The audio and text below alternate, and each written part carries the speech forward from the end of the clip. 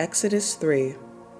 Now Moses was keeping the flock of his father-in-law Jethro, the priest of Midian, and led his flock to the west side of the wilderness, and came to Horeb, the mountain of God.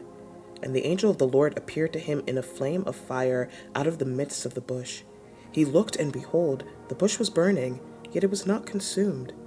And Moses said, I will turn aside to see this great sight, why the bush is not burned. When the Lord saw that he turned aside to see, God called to him out of the bush, Moses, Moses. And he said, Here I am. Then he said, Do not come near.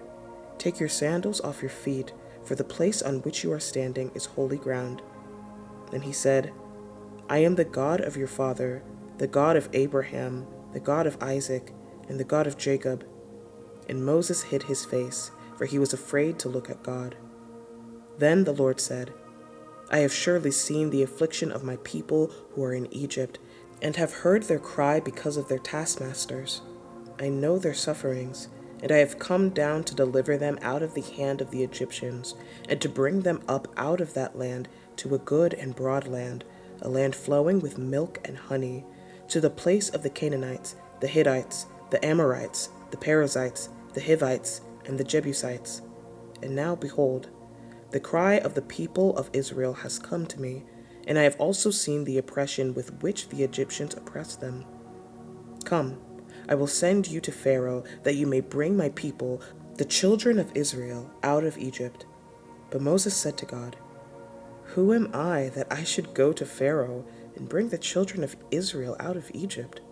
He said, But I will be with you, and this shall be the sign for you that I have sent you. When you have brought the people out of Egypt, you shall serve God on this mountain. Then Moses said to God, If I come to the people of Israel and say to them, The God of your fathers has sent me to you, and they ask me, What is his name? What shall I say to them? God said to Moses, I am who I am. And he said, Say this to the people of Israel, I am has sent me to you. God also said to Moses, Say this to the people of Israel, The Lord, the God of your fathers, the God of Abraham, the God of Isaac, and the God of Jacob, has sent me to you. This is my name forever, and thus I am to be remembered throughout all generations.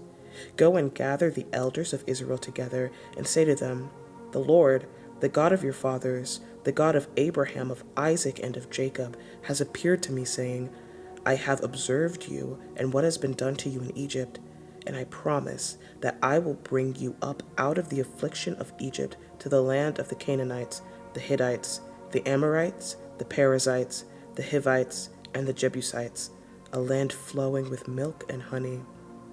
And they will listen to your voice, and you and the elders of Israel shall go to the king of Egypt and say to him, The Lord, the God of the Hebrews, has met with us, and now please let us go a 3 days' journey into the wilderness, that we may sacrifice to the Lord our God. But I know that the king of Egypt will not let you go unless compelled by a mighty hand.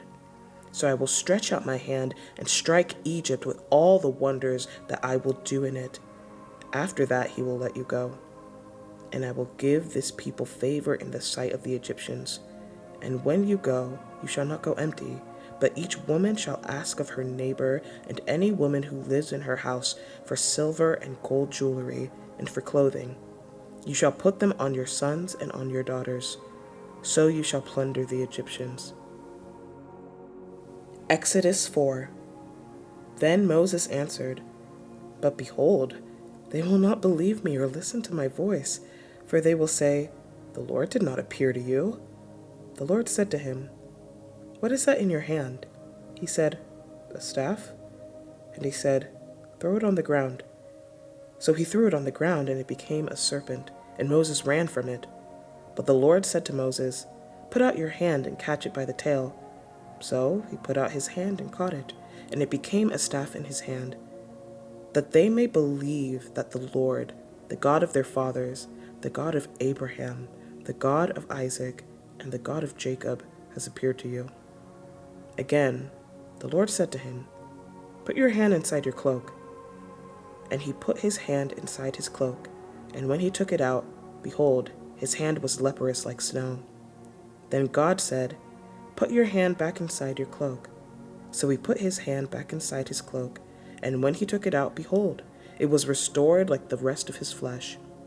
If they will not believe you, God said, or listen to the first sign, they may believe the latter sign. If they will not believe even these two signs or listen to your voice, you shall take some water from the Nile and pour it on the dry ground, and the water that you shall take from the Nile will become blood on the dry ground. But Moses said to the Lord, "O my Lord, I am not eloquent, either in the past or since you have spoken to your servant, but I am slow of speech and of tongue." Then the Lord said to him, "Who has made man's mouth? Who makes him mute, or deaf, or seeing, or blind?